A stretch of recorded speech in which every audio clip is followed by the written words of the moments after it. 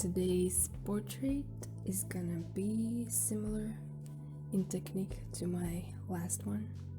I'm using Sktchy and the reference is from Sktchy app as usual.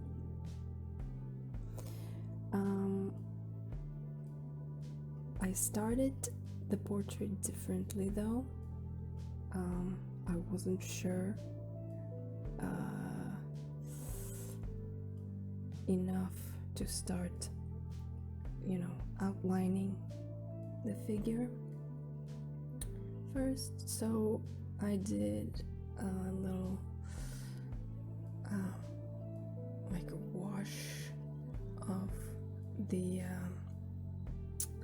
general shape just to figure out the positioning of the figure, and then I took the darkest color and started outlining.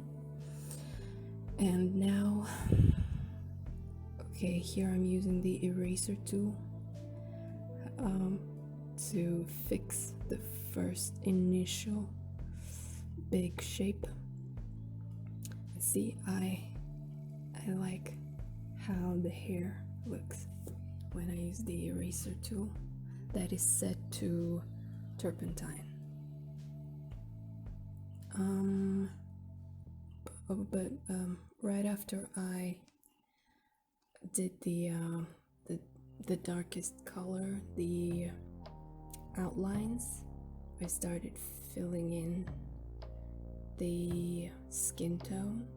I added an average medium skin tone first, and then did some contours around the face, on the nose, just the shadows, general shadows, except for the shadows from the glasses. The glasses I'll add after I'm done with the face. I added the highlights as well pretty early on. I don't think I did that in my last video, so I don't have a set sequence of steps that I take. Every portrait is slightly different, but in general I think they are similar. So here I'm zooming in, and again, just like my previous videos, here I'm not going for likeness, but I'm planning to do a video where I actually prioritize likeness, just to give you an example of how I do celebrity portraits or commissions. But not all my celebrity portraits I use that way to create a super realistic portrait of the celebrity, so that you can tell who I painted or drew. But yeah. So here I'm using a smaller brush. I lowered the opacity. I made the size of the brush smaller and added some detailed highlights and contours. Here I'm adding the glasses on a new layer, just in case I get the shape wrong. And now I'm adding the shadows from the glasses on a different layer again, just in case. And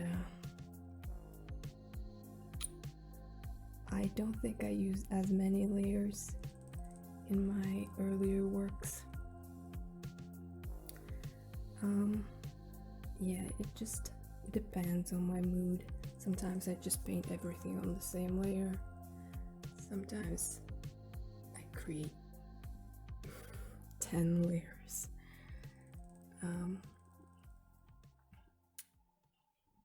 Yeah, so here I realized that I used too many orange colors on the skin tone, and now I'm struggling with the glasses because in the reference the glasses are orange, and I picked a different, a less saturated, a little pinker corally color for the glasses. And then, well, first I added the darker colors on the glasses, then the lighter one, the main color, and then in the end I added the highlights, the white parts. Right now I'm drawing the jewelry, the nose rings, the earrings. I really like the lighting in this portrait. Looks very sunny, and I like how the hair looks at this point, but it doesn't look like it's braids, right? So I debated leaving the hair like this, but then I thought, no, I should try and draw braids, although little braids like that are more difficult to paint, you know? But I simplified it. Like here, I'm just adding the little light, the highlights of each braid very roughly with this gray color. And I do like how the braids look. Yeah, so I'm erasing the outlines around the hair. So fixing the shape, making it a little precise. However, it's very painterly, as you can see. Again, I apologize if you can see noise in the background. That's just the neighbors. Okay, so on a different layer I added a bunch of colors from my palette, just like in my last video. For the background, the shapes are a little different in the background. A lot of horizontal strokes as opposed to in my last video I did vertical strokes. And I think I like the background in my last one better. The palette is the same, the brush is the same, but there are some differences between those portraits, I guess. I think my previous video was better in terms of likeness. This one, yeah, it looks like I was painting someone else, not the girl in the picture. The sweater, I struggled a little bit with the sweater.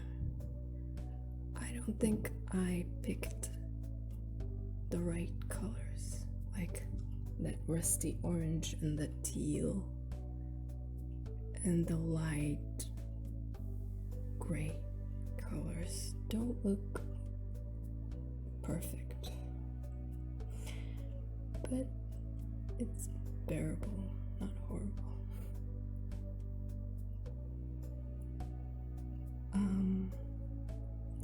Darkening the shadows. Oh, I flipped the picture just to check it. I didn't use liquify this time, I think, because a lot of the times I try to avoid using the Goofy, and if I do use it, I try not to make it like perfect. Yeah, gosh, it's so difficult to fit the voiceover for the length of the video. But anyway, thanks for watching, guys. Bye.